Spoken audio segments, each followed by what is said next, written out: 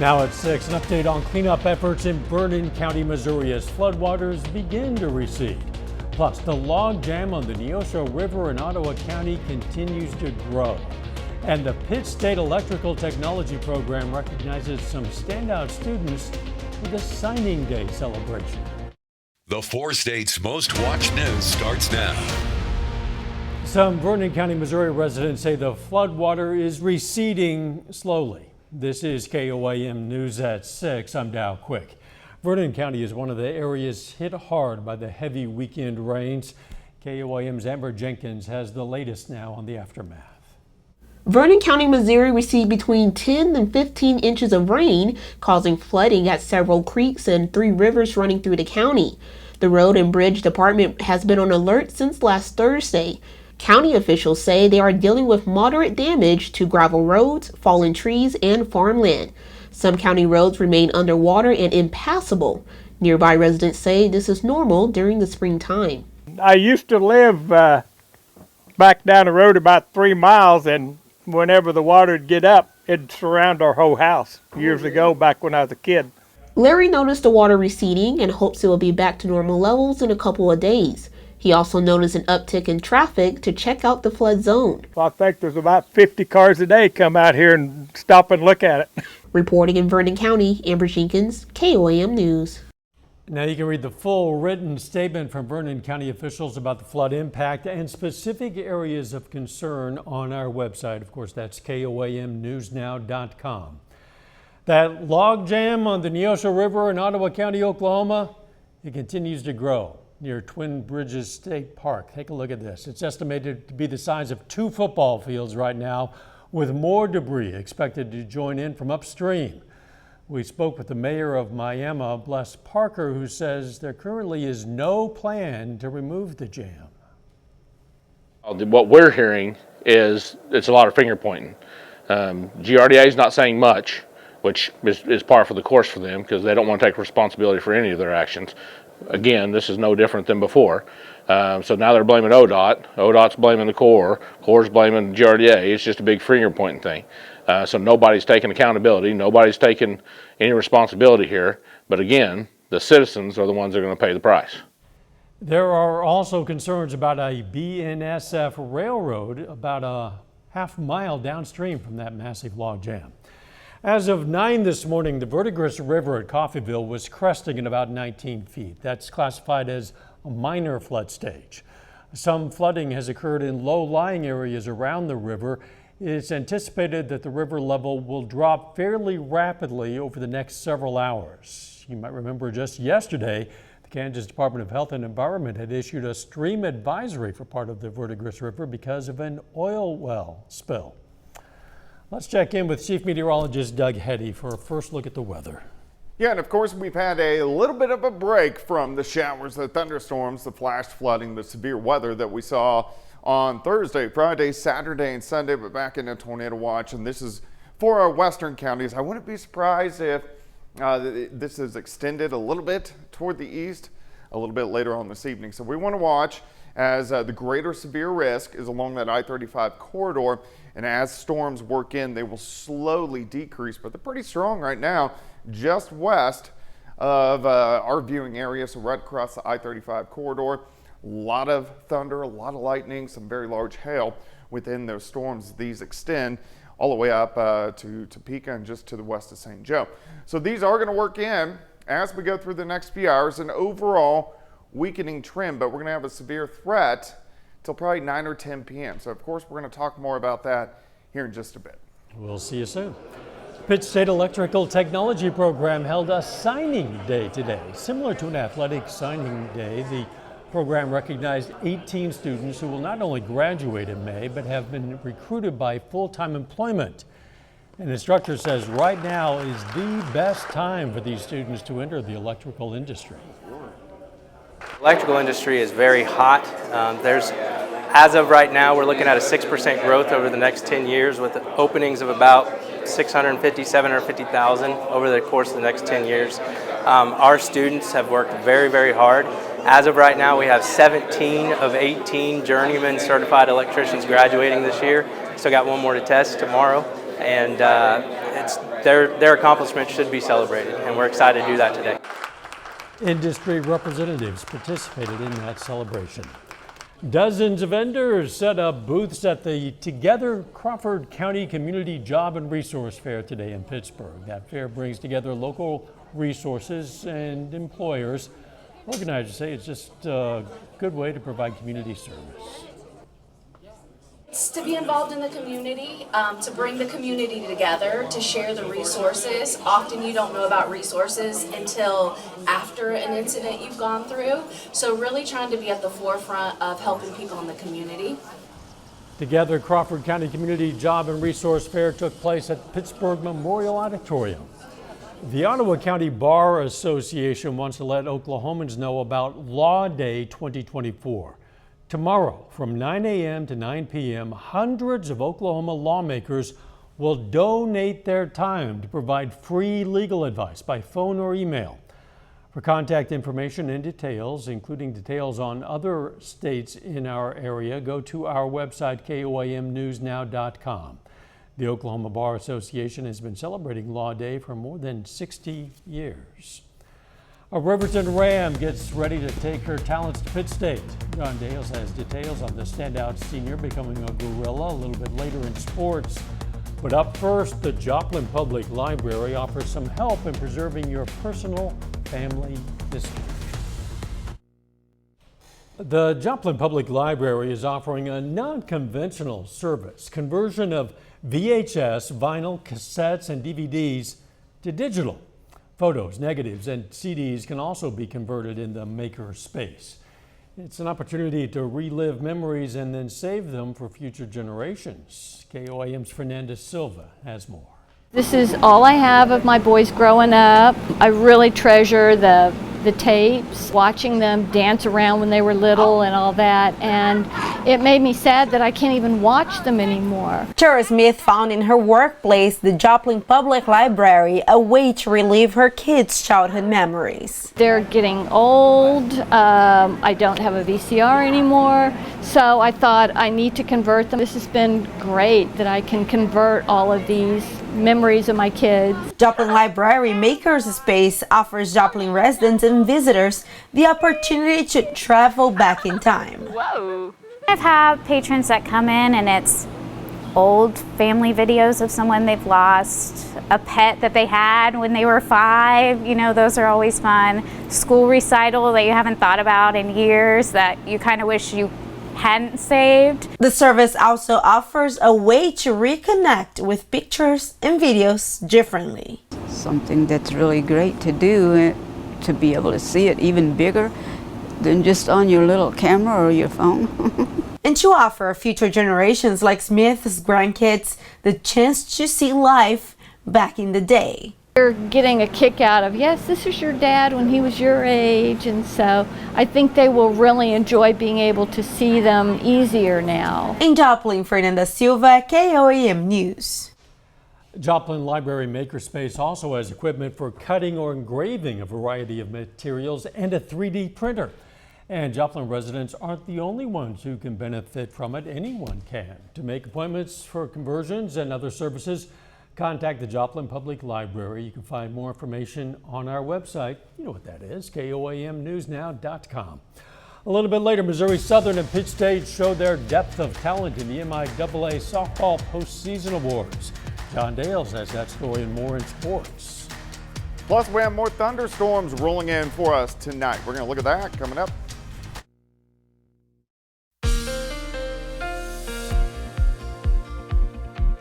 Well, it's definitely turned out to be a nice Tuesday for us today. We've had quite a bit of sunshine across the region, a little bit on the windy side, but we are going to get some more changes moving in once again for us as we work into the mid to late evening.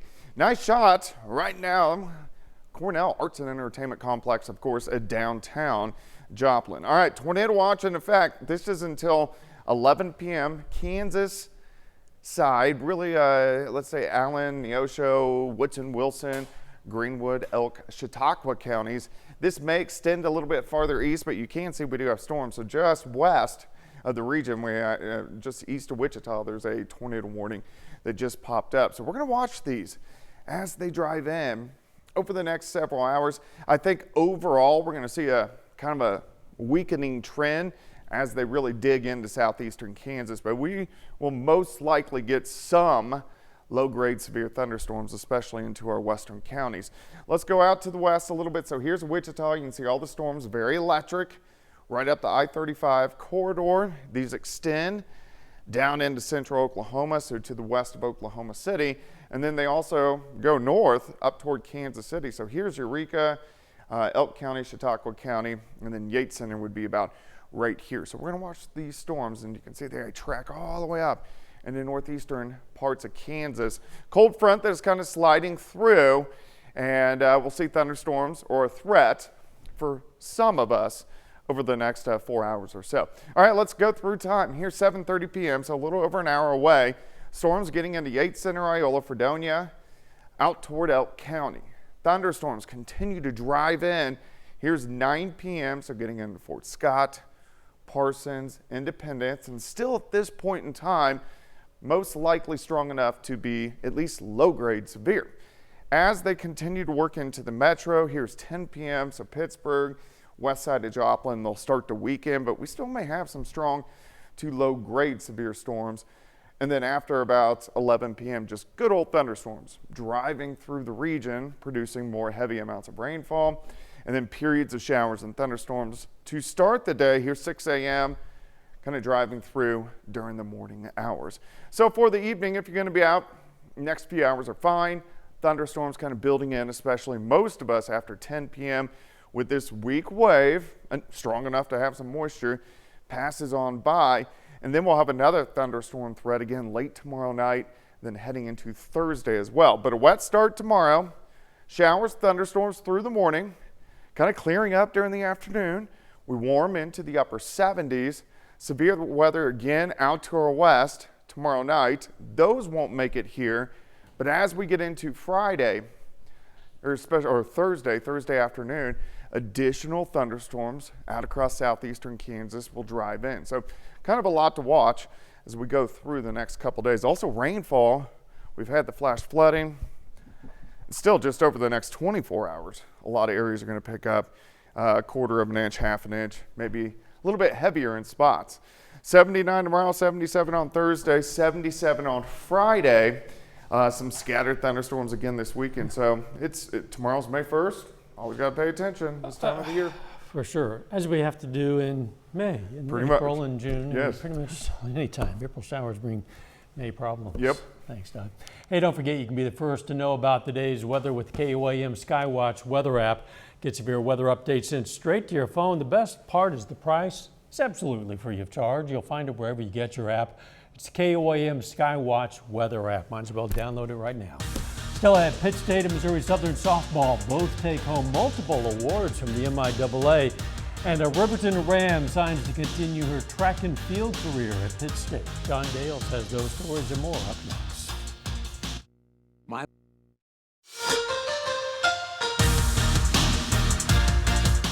Hey, and welcome into sports. I'm John Dales.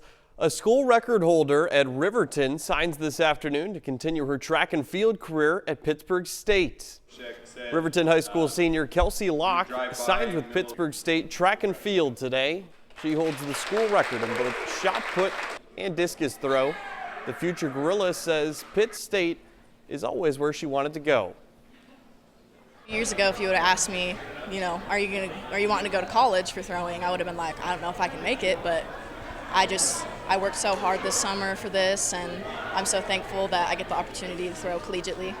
They were the top of my list because their track program is awesome, and I knew if I could secure them, it was just exciting. The MIAA releases its 2024 softball postseason awards this afternoon. Missouri Southern and Pittsburgh State both well represented amongst the conference, but the Gorillas overwhelmingly lead the way. Pittsburgh State head coach Jenny Fuller and her assistants are named the 2024 MIAA Coaching Staff of the Year. According to PSU Athletics, this is the first time in program history that a Gorilla softball coaching staff has earned this award. Pitt State won the regular season conference title and is ranked 4th nationally in the most recent coaches poll. Pittsburgh State outfielder Heather Arnett is named the 2024 MIAA Softball Co-Player of the Year. She shares the award with Taryn Ritz from Central Oklahoma. Arnett led the conference in hits, batting average, runs scored, triples, and stolen bases, and holds the school record in career stolen bases and runs scored in a single season. Pittsburgh State pitcher Ava Lawrence is named the MIAA Freshman of the Year. She's made an immediate impact in her first collegiate season with a team best ERA of 1.97. Now, Laurent also leads the conference in strikeouts with 192. She holds a win-loss record of 18-1 on the season. Here's a look at all of the Gorillas to receive all conference honors. Maddie Fernandez, Hannah Burnett, and Paxton Hayes, they join Laurent and Arnett on the first team all-conference. Burnett and Arnett each are named to the MIAA Gold Glove team, and shortstop Gabby Schultz receives honorable mention all MIAA honors. Elsewhere, 6 members of Missouri Southern softball team take home all MIAA honors. Taylor Knuckles, Kylie Jax, and Kara Amos are all named to the second team all-conference. Jax is one of 3 Lions on the Gold Glove team, along with Kiki Pickens and Yasmin Vargas. Then Vargas and Katie Gray both are on the honorable mention all MIAA team. Fairland Slow Pitch Softball qualifies for the state tournament for the first time in school history. Tomorrow morning, the Lady Owls begin play at state. Now, here's a look at the bracket for the Class 3A state tournament. The tournament starts and ends tomorrow. Lady Owls face Tushka in the quarterfinals at 10 a.m. If they win that first game, they advance to the semifinals at 1 in the afternoon. Then the 3A state championship game tomorrow at 5:30. Lady Owls got here by winning both their district and regional tournaments. They won all 3 games in districts by a combined run differential of 23. Then this past week, Fairland wins 2 of 3 games at regionals, beating Dewar in the championship round. Back to Pitt State softball, you really can't say it enough how good this team is. They set the school record for wins this year in the regular season. They got a whole lot of softball left to play too. And it's good to see them getting some recognition. Of course. We'll be right back. A 4-state hero. Here's a look at what's coming up on KOAM News at 9 on Fox 14 tonight. Pittsburgh community members and city leaders gathered to discuss Highway 69 expansion options. Plus, we're going to have the results from a special tiebreaker election in Carterville, Missouri. And experts explain why the latest health guidelines encourage less alcohol consumption. Those stories, a lot more on KOAM News at 9 on Fox 14. We haven't had much of a chance to dry out, and already more rain's on the way. We do. We have showers. We have thunderstorms in our western counties, and these are going to drive in, so we are going to have a severe threat over the next 3 or 4 hours. And then we just kind of switch over to showers and thunderstorms tomorrow morning, another round on Thursday as well. Temperatures, pretty good. Final sports note. We find out today that in Missouri, high school football state championships in 2025, they're going to be moved from where it has been in Columbia at the University of Missouri. Now it's going to be moved to St. Joseph. They're going to play there in 2025. That's interesting. Less central. Yeah. Thanks for joining us. See you right back here for KOAM News at 10. Let's make it a Grady.